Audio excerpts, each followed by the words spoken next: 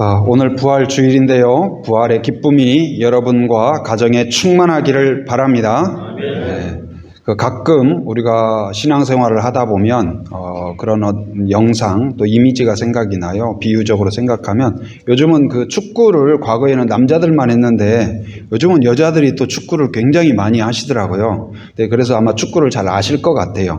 근데 축구에서는 양쪽에 골대가 있고 그 작은 공을 몰고 가서 상대편 골대에 꼬리를 넣으면 이겨가는 거죠. 점수를 많이 따면. 그 정도 규칙은 다 알고 계시죠? 그런데 그 공을 자기 편 골대에 있을 때는 별로 큰 방해가 없어요. 그런데 상대편 골대에 다가가면 다가갈수록 어떤가요? 가만히 지켜봅니까? 아니죠. 태클이 들어오고 또 방해가 있고 때로는 몸싸움이 있고 그렇죠. 근데 마찬가지로 예수님이 이 땅에 오셔서 영적으로 마귀를 짓밟고 이겨가고 그런 과정 가운데 마치 그 싸움처럼 그것이 예수님이 오는 그 길, 하나님의 계획, 인류를 구원하기 위한, 여러분과 저를 구원하기 위한 그 계획을 완수하고 승리하기 위한 그 계획을 향하여 달려가면 달려갈수록 마귀가 가만히 있었을까요? 그렇지 않습니다. 끊임없는 방해가 있어요. 예수님이 오시는 것을 어떻게 방해했을까요? 예수님이 태어났을 때 어떻게 했냐? 동방 박사들이 예수님이 태어난 것을 알고 와서 경배를 했을 때 헤롯 왕이 그 당시에 통치를 했죠. 그래서 헤롯 왕이 나에게도 알려달라. 어디에서 태어났는지. 나도 경배하겠다. 근데 사실은 뭐냐면 뭐 했을까요? 죽이고 싶은 거예요. 또 다른 왕이 세워졌다고 하니까. 그런데 동방 박사들이 알려주지 않고 조용히 가요. 왜? 천사가 알려주지 말라고 했거든. 그러자 이 헤롯 왕이 어떻게 했냐? 추정되는 그 나이대를 생각해서 유아들을 학살해요. 다 죽여요. 누구를 죽이려고? 누구를 죽이려고요? 예수님을 없애려고요. 그러나 예수님은 거기에서 실패하지 않고 살아남아서 애굽으로 피신해요.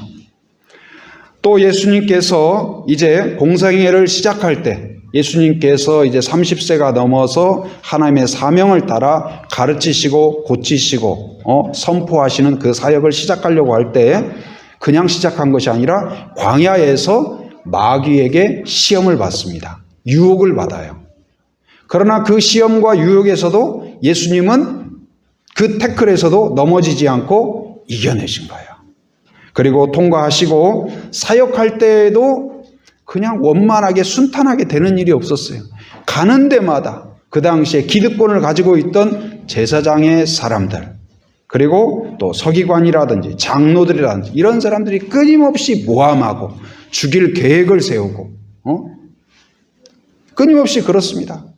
그리고 결국은 그들의 계획이 성공하는 것처럼 보이는 일이 무엇이냐? 십자가에 예수님이 달리신 거예요. 여러분, 십자가에 달렸다. 예수님이 십자가에 달리셔서 죽으셨다. 그러면 누가 이긴 걸까요? 예수님이 이긴 걸까요? 그를 십자가에 못 박은 자들이 이긴 걸까요? 겉으로 볼 때는 십자가에 못 박았던 사람들이 다 이긴 것 같았어요. 마귀가 이긴 것 같았어요. 왜? 죽으면 끝난다고 생각하니까. 여러분, 죽은 사람이 살아날 수 있을까요? 살아날 수 있을까요? 죽은 사람이 살아난 걸 본 적이 있습니까? 거의 아마 없을 겁니다. 살아나지 못한다고 하는 것이 우리의 일반적인 믿음이죠. 그 생각이죠. 그 당시에도 마찬가지였어요. 그런데 세상 어디에도 없는 이야기, 어떤 종교에도 없는 이야기, 그 이야기가 여러분과 제 안에 성경 안에 넘치도록 있어요. 그 이야기가 뭐냐? 마치 축구에서 결정골이라고 하죠. 승리를 확정짓는 그 골. 그것처럼 우리의 신앙에서 성경에서 하나님의 승리, 예수 그리스도의 승리를 확정짓는 그 결정골과 같은 게 뭐냐? 예수님이 죽음에서 다시 살아나신 부활의 사건이에요. 부활의 사건. 이 부활로 인하여 예수님이 십자가에 달리심으로 끝난 것 같았는데, 멸망한 것 같았는데, 허무하게 모든 것이 다 이제는 패배했구나 생각됐지만 하나님이 대반전을 주신 사건이 바로 이 부활 사건이에요. 여러분, 부활이란 무엇일까요? 부활이 뭘까요? 잠깐 정신을 잃었다가 깨어난 것일까요? 예수님은 그렇지 않습니다. 십자가에 달렸을 때 성경에 나온 기록들을 살펴보면 금요일 날 오후에 돌아가셔요. 금요일 날 오후에 돌아가시고, 십자가에 달려 있는 것은 그냥 뭐 총으로 빵 해서 죽는다든지 아니면 칼로 죽는 것이 아니라 그 당시에 가장 고통스럽게, 잔인하게, 그리고 사람들에게 수치스럽게 보이도록 하기 위하여서 십자가라는 건 뭐냐? 사형틀이에요. 거기에서 고통스럽게 지내다가 결국은 숨을 거두게 돼요. 그리고 마지막 숨졌는가를 확인하기 위하여서 군인이 어떻게 하냐? 옆구리를 창으로 푹 찔러요. 그랬더니 거기에서 피가 나오는 것이 아니라 거기에서 모든 것이 다 나오고 물이 나올 정도로 완전히, 이건 의학적으로 결국은 모든 생명이 다 멈춘 것을 의미해요.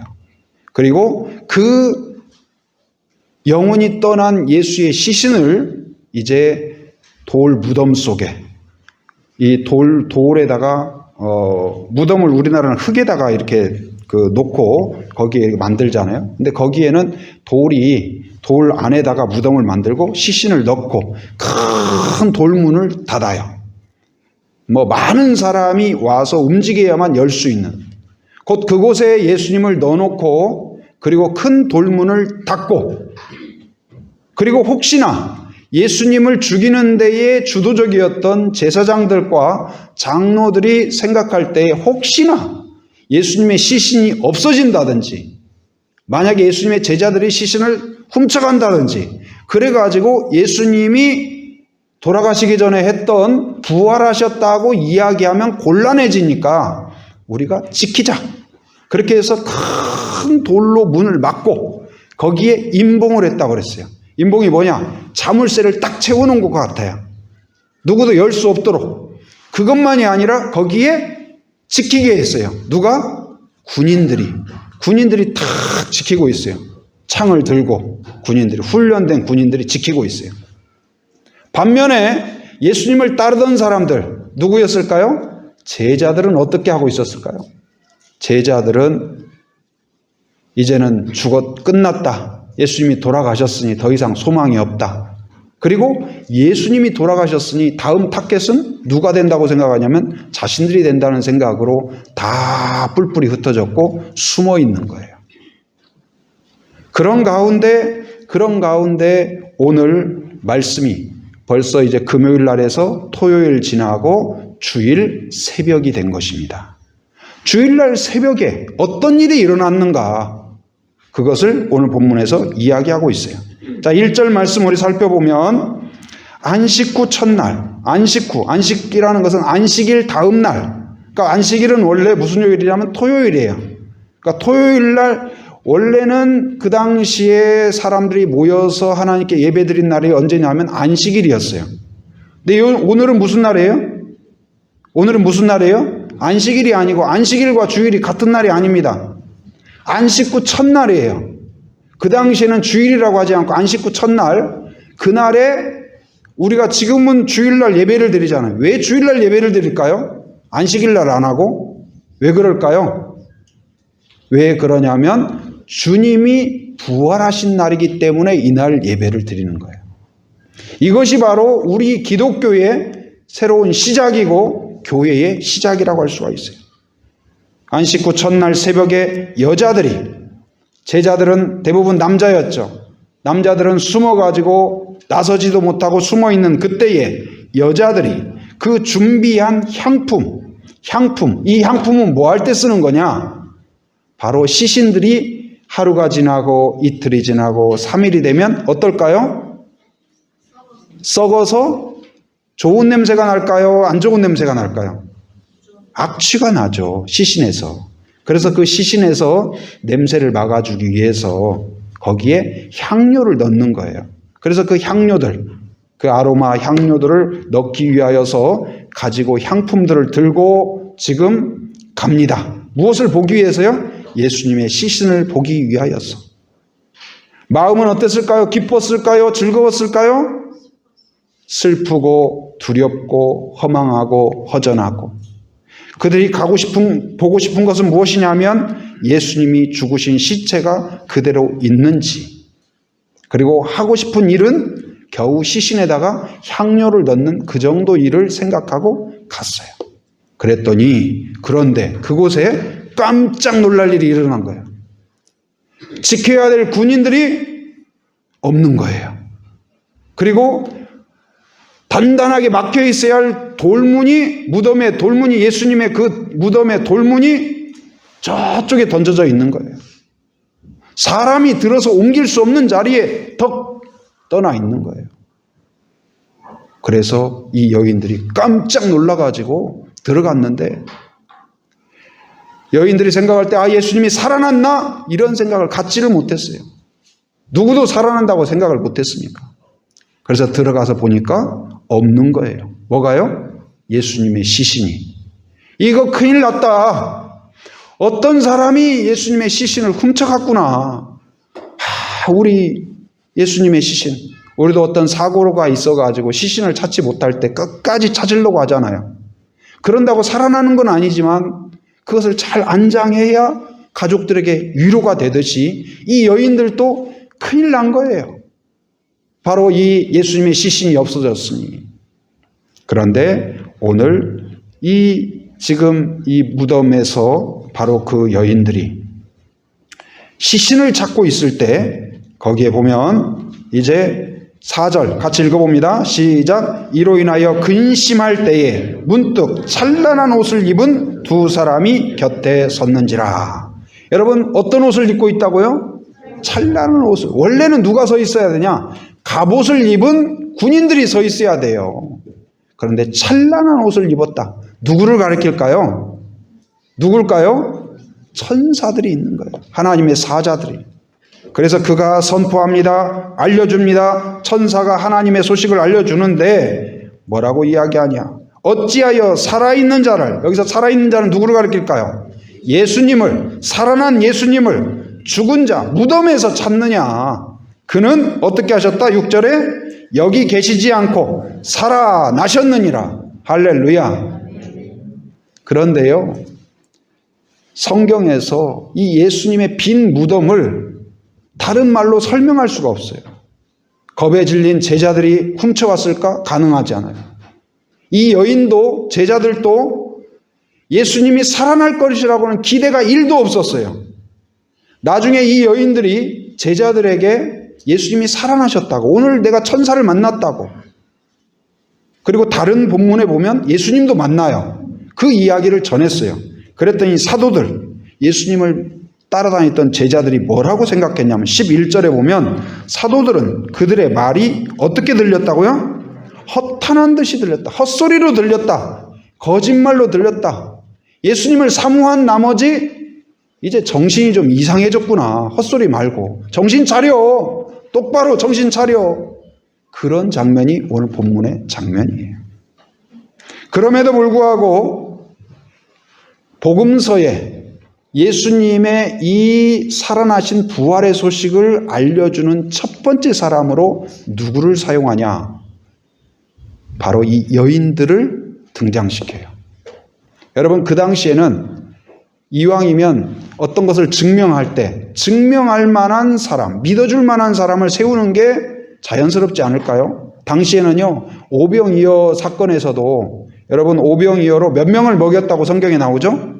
5,000명을 먹였다고 나오는데요. 안타깝게도 우리 여성분들에게는 죄송하지만 그 당시에 5,000명 안에는 여자들이 들어가지를 않았어요. 사람 숫자 셀 때도요, 여기에 남자 성인만 센 거예요. 곧 여자들은 사람 숫자에 세지도 않았고 여자들의 증언은 증거로 채택하지도 않았어요. 그런데 성경은 복음서마다 여인들의 증언을 먼저 이야기해요. 이 말은 무슨 말일까요? 이 부활의 사건이 사람들이 생각해낸 사건이 아니라 있는 사실을, 발생한 사실을, 본 사실을, 그들이 본 것을 그대로 전했다는 것을 증명하고 있습니다. 여러분, 봉인되어 있고 군인 경비병이 지키고 있는 그 무덤에서 누가 예수님의 시신을 꺼낼 수 있었을까요? 꽉 막혀 있던 돌문을 누가 열 수 있었을까요? 지진으로 땅을 흔들고 돌문을 던져버린 분이 누구일까요? 인류를 구원하기 위하여서 계획해 오신 하나님이 이루신 것을 믿으시기 바랍니다. 그리고 이 제자들, 아까 말씀드린 것처럼 제자들이 여인들을 통하여 예수님이 살아나셨다는 소식을 들었을 때 한 사람도 기대하지 않았어요. 예수님이 이미 돌아가시기 전에 성경에 나온 것만 해도 3번이나 예수님이 다시 살아날 것을 예고했지만 한 사람도 기대하지 않았어요. 왜? 죽으면 끝이라고 생각했으니까. 다시는 살아날 수 없다고 생각했으니까. 그런데 그러한 제자들이 불과 얼마 지나지 않아서 이들이 밖으로 나가요. 사람들에게 외치기 시작해요. 뭐라고 외치냐? 예수님을 십자가에 못 박으라, 못 박으라 외쳤던 사람들을 향하여서 죽을 수도 있고 핍박받을 수도 있는데 외치기 시작해요. 뭐라고 외치냐? 너희들이 죽였던 예수님이 다시 살아나셨다. 여러분, 어떤 미친 사람이 예수님이 살아나신 것을 보지 않았다면, 자기가 만나지 않았다면 불과 며칠 전에 예수님이 죽으셨고 잡혀간 것을 보았고 모든 군중이 예수님을 못 박으라고 외친 그 사람들 앞에서 정반대의 논리를 주장할 수 있을까요? 아무도 할 수 없어요. 그러나 예수님의 살아나신 것을 본 제자들은 더 이상 부인할 수가 없었어요. 반전이 일어난 거예요. 마음에 용기가 생긴 거예요. 여러분, 우리가 예수를 믿는다는 것은 무엇을 믿는 것일까요? 예수님이 아기 예수로 태어난 것, 예수님이 누군가를 고치신 것. 그러나 우리가 믿는 그 핵심은 무엇이냐? 예수님이 죽음을 이기시고 부활하심을 믿는 것. 이것이 바로 복음의 핵심입니다. 여러분, 부활을 믿는 성도가 되기를 바랍니다. 그리고 예수님이 지금 내 안에 계신 것은 단지 죽으신 예수님을 기념하는 정도가 아니에요. 우리 저 북쪽에 북한 땅에 가면, 그렇다고 제가 가본 것은 아닙니다. 근데 북한 땅에 가면 한국에서나 외국에서 가더라도 그냥 가서 북한에 그 사람들을 만나는 게 아니래요. 고위직에 가면 제일 먼저 그들이 안내하는 데가 어디예요? 누구 앞에 가요? 김일성 동상 앞에 가요. 그리고 거기서 참배하게 하고, 그리고 북한에 가면 김일성의 시신을 방부 처리해서 지금 안장해 놓았다. 이야기 뉴스 들어보셨죠? 저 러시아에도 그 스탈린의 동상을 그랬다는 이야기가 있고, 중국에 가면 오택동의 동상이 도시마다 있어요. 그 시신을 보관하고 이 미이라처럼 만들어 놓고 그 앞에 가서 경배하고. 우리의 신앙이 그 정도일까요? 아닙니다. 여러분, 우리의 신앙은 죽은 예수, 십자가 앞에서, 무덤 앞에서 예수님 하면서 가슴을 치는 거기가 끝이 아니고 다시 살아나셔서 이제는 영으로 여러분 마음 안에, 인생 안에, 생각 안에, 계획 안에, 소망 안에 함께 하시는 그 예수님, 살아계신 예수님을 믿는 것이 바로 신앙의 핵심입니다. 이것이 기독교의 유일성이에요. 우리 신앙의 핵심이에요. 부활이 있느냐 없느냐, 부활을 믿느냐 믿지 않느냐, 그것은 하늘과 땅입니다. 제가 그 서울의 그 무학교에 있을 때 이제 신방한 기억이 있어요. 근데 두고두고 뭐 많은 사람들을 신방했죠. 부유한 가정도 신방을 했고, 뭐 집이 아주 예쁜 그런 가정도 신방을 했고, 어떤 가정은 신방하면 모처럼 목사님 오셨다고 막 거하게 그런 신방도 있었죠. 그러나 시간이 가면서 그런 건 다 잊어버렸어요. 그런데 그런 화려한 대접도 없었고 아주 거창한 궁전 같은 집도 아니었고 매우 작은 단칸방이었어요. 그런데 그 신방을 제가 잊을 수가 없어요. 그리고 그분을 잊을 수가 없어요. 근데 그분은 교회에 나오신 지도 상당히 오래되셨어요. 그런데 교회에서도 아는 사람이 거의 없어요. 별로 교회에서 존재감이 없었어요. 어떤 일인지 자세하게 여쭤보지는 못했지만 아마도 가족과도 무슨 상황이 있었는지 가족과도 별로 소통이 되지 않고 겨우 교회와 연결되는 것도 먼 친척 중에 한 분이 연결을 해주는데 그 당시로 중병으로 암으로 오랜 기간 고통당하시다가 그래서 이제 구역장님이나 권사님이 목사님 거기 한번 신방하시면 좋겠습니다 해가지고 이제 몇 분의 권사님들하고 구역장이랑 해서 방문을 했어요. 방문했더니 좁은 단칸방에 앉지도 못하고 누워 계신 거예요. 그리고 음식 섭취하지 못한 거예요. 며칠 동안 그때가 아마 추석 명절 가까운 때일 거예요. 그런데 아무것도 드시지 못하고 겨우 하는 게 뭐냐면 포도당을 얼렸다가 냉동실에서 꺼내가지고 그걸 입이 바짝바짝 마르니까 여기다가 좀 녹여주고 굉장히 안쓰럽죠. 안타깝죠. 그래서 어떤 그런 분들 앞에서 가서 뭐라고 설교해야 될까 참 고민되고 난감해요. 갈 때에도 차를 운전하면서도 하나님 가서 무슨 위로를 해드려야 할까요? 무슨 소망을 드려야 될까요? 무슨 꿈을 이야기해야 될까요? 걱정이 되죠. 가서 하나님이 사랑하시니 하나님이 전능하시니 살아날 것입니다. 살아날지어다. 할 수 있으면 좋겠는데 금방 돌아가실 것 같은데 그것도 하기가 어렵잖아요. 그래서 제가 가서 주님 하나님께서 위로해 주십시오. 이 부족한 종을 통하여 하나님의 소망을 주십시오. 이제 그러고 눈을 딱 떴어요. 그랬더니 제가 속으로 걱정하고 있는 것이 걱정이 됐나 봐요. 그분이. 그래서 저한테 뭐라고 하시냐. 목사님 걱정하지 마세요. 주님 손 꼭 붙잡고 가렵니다. 그러는 거예요.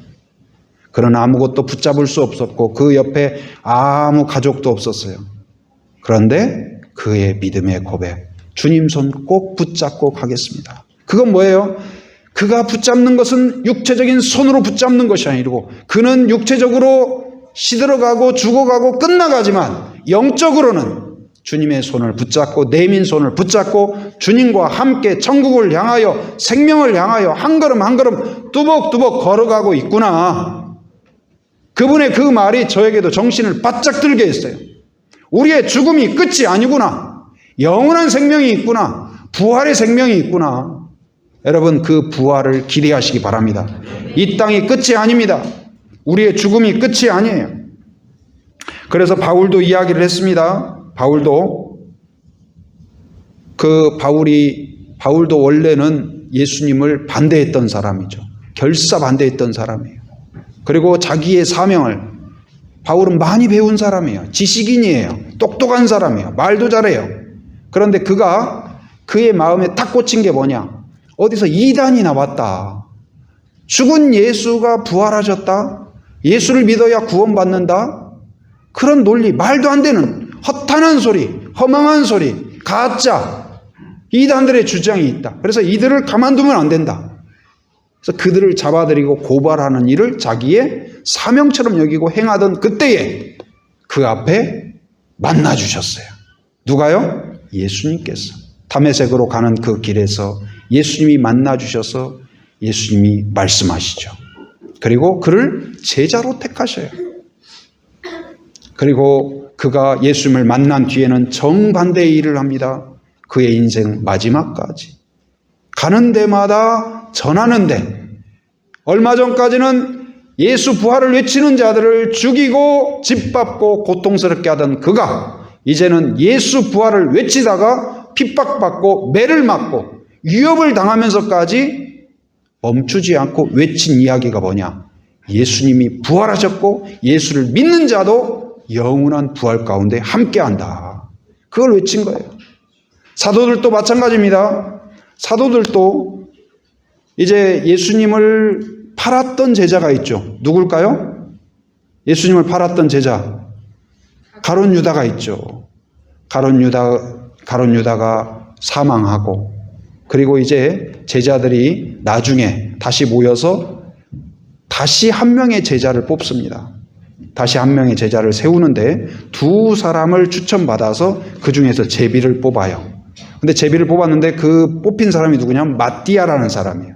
근데 이 사람을 뽑을 때 뭐라고 이야기하냐? 사도행전 1장 22절에 뭐라고 이야기하냐면 항상 우리와 함께 다니던 사람 중에 우리와 함께 다니던 것은 누구와 함께 다니던 걸까요? 예수님과 함께 다니던 예수님의 가르침을 듣고 배우고 함께했던 그 사람 중에서, 이게 조건이죠. 그럼 제자를 왜 세우냐? 제자의 목적이 나와요. 사람 중에 하나를 세워 우리와 더불어 예수께서 부활하심을 증언할 사람이 되게 하여야 하리라. 무엇을 위해서요? 무엇을 증거하게요? 부활을 증거하게. 여러분이 택함을 받았습니다. 하나님의 자녀로, 구원의 백성으로. 그리고 하나님의 본질적인 목적 중에 무엇일까요? 구원의 핵심은 예수님이 부활하셨음을, 내 안에 살아계시고 나에게 말씀하시고 나를 가르치시고 여전히 인도하시는 예수님인 것을 증언하는 사람이 되도록 여러분과 저를 부르셨다는 것을 기억하기 바랍니다. 바울이 본인이 세운 그 교회, 고린도 교회에 성도들이 있었어요. 성도들이 와서 모임도 하고 예배도 드리고 서로 교제도 하고 떡을 떼는기도 하고, 오늘 또 우리 성도님들이 부활절이다 하고 떡도 준비하시고 또 계란도 준비하고 해서 이것저것 준비했고 밥도 또 맛있게 준비를 하고 그랬죠. 물론 이렇게 같이 교제하는 거 아름답습니다. 그런데 그 중에 고린도 교회의 어떤 사람들이 만나는 것도 좋고 예배드리는 것도 좋고 찬송하는 것도 좋은데 예수님이 부활했다는 사실은 도무지 안 믿어져. 믿을 수가 없어요. 그런 이야기는 하지 마세요. 좀 부담스러워요. 말이 돼요. 죽은 사람이 어떻게 살아나요? 그 말 안 되잖아요. 생각해 보세요. 그러니까 그런 주장이 있는 거예요. 그러자 바울이 편지를 써요. 갈 수가 없어서. 그 편지가 바로 고린도 전서예요. 그 전서의 15장에 보면 그 부활에 대한 이야기가 쭉 진행이 되는데 바울이 뭐라고 이야기하냐? 그리스도께서 만일 다시 살아나지 못하셨으면 우리가 전파하는 것도 헛것이요, 또 너희 믿음도 헛것이다. 예수님이 살아나신 것을 믿지 않는다면 우리의 기도도 믿음도 신앙도 예배도 다 뭐다? 헛것이다. 여러분, 우리 어린이 청소년들 참석했는데요. 자, 수학 문제 하나 내겠습니다. 자, 1 더하기 5는 몇이에요? 6이죠. 야, 정말 똑똑해요. 자, 그러면 100 곱하기 0은 몇일까요? 0. 맞아요? 라윤이 맞아요? 100 곱하기 0. 자, 10,000 곱하기 0은 뭘까요? 0. 1억 곱하기 0은 0. 아무리 숫자가 커도 곱하기 0을 하면 어떻게 돼요? 근데 이 0이 그러니까 예수님에 대한 부활의 믿음이 없으면 우리가 아무리 기도를 많이 해도, 아무리 예배를 잘 드린다고 하는 것처럼 드려도, 봉사를 해도 뭐가 된다? 0이 된다. 0이 된다. 아무 의미가 없다. 하나님 앞에서는. 곧 여러분, 우리가 믿어야 될 것이 예수님은 살아나셨고 오늘도 영으로 여러분과 여러분 가슴 속에, 말씀 속에, 생활 속에, 꿈 속에, 앞으로의 미래 가운데 함께 하시는 하나님인 것을 믿으시기 바랍니다. 제가 얼마 전에 그 건강보험공단에서 전화를 주셨어요. 그래서 전화를 받았어요. 그랬더니 무슨 일인가 했더니 제 아내에 관련돼서 진단서를 제출한 게 있거든요. 그랬더니 그분이 이야기하시는 거예요. 진단서가 들어와서 내용이 다 잘 되어 있고 그리고 의사 선생님이 사인도 잘 해주셨다는 거예요. 근데 한 가지가 빠졌대요. 뭐가 빠졌습니까? 그랬더니 병원 직인이 빠졌다는 거예요. 그럼 어떻게 해야 됩니까? 그 의사 사인까지 다 들어가 있는데 괜찮은 거 아닌가요? 안 된다는 거예요. 그럼 어떻게 해야 됩니까? 그랬더니 다시 받아와야 된대요. 다시 병원에 전화를 했어요. 그랬더니 병원에서 직원 실수하신 것 같다고 해가지고 다시 처리를 해드리겠다고. 그렇다고 해서 그 진단서의 내용에 뭘 추가하거나 바꿨냐? 아니에요. 의사가 다시 뭘 했냐? 아니에요. 딱 한 가지 한 건 뭘까요? 그 직인만 다시 찍은 거예요. 직인이 없는 진단서, 내용이 그대로지만 의미가 없어요. 효력이 없어요. 여러분, 부활이 이런 겁니다. 부활 신앙이 이런 거예요. 우리에게 부활을 믿는 믿음이 있을 때에 생명력이 있어요. 이 꽃이 살아있을까요? 죽어있을까요?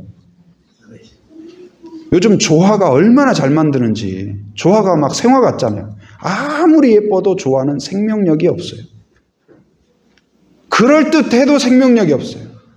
부활신앙이 그런 겁니다. 여러분, 바로 생명력과 같아요. 눈에 보이는 것은 별 차이 없는 것지만 부활의 신앙이 있는 사람은 기도가 달라요. 외침이 달라요. 걸음걸이가 달라요. 꿈이 달라질 줄 믿습니다. 제자들이 예수님이 돌아가셨을 때 숨어 있고 위축되어 있던 제자들이 이후에 예수님, 부활하신 예수님을 만나고 죽을 때까지 그 12명의 제자 중에 사도 요한 외에는 11명이 다 순교해요. 매를 맞아요. 고난을 당해요. 처참하게 죽는 사람도 있어요. 죽을 때까지 포기하지 않고 외친 그것이 무엇일까요? 예수님이 부활하셨습니다. 예수님이 하나님의 아들입니다. 누구든지 예수님을 믿으면 하나님의 자녀가 됩니다. 어떻게 그렇게 자신감이 있을 수 있었을까요? 예수님을 보았기 때문이에요. 예수님을 만났기 때문이에요. 누구를? 어떤 예수님을? 부활하신 예수님을. 여러분, 이 부활주일에 살아계신 하나님이 여러분에게 느껴지기를 바랍니다. 그것을 확신하고 이제는 제자들처럼 그들의 사명처럼 부활을 증언하고 다른 사람들에게 자신 있게 빛은 여기에서도 빛이고 밖에서도 빛이고 금은 여기에서도 금이고 밖에서도 금이고 소금은 여기에서도 소금이고 밖에서도 소금이고 교회에서는 성도인데 밖에 나가면 아닌 그건 가짜인 거죠. 여러분, 어디서나 예수님을 아까 우리 예배 전에 예배하면서 찬양했죠. 밖에서도 어디에서나 예수님을 찬양하고 어디에서나 증언하는 그러한 주의 백성이 되기를 주님의 이름으로 축원합니다.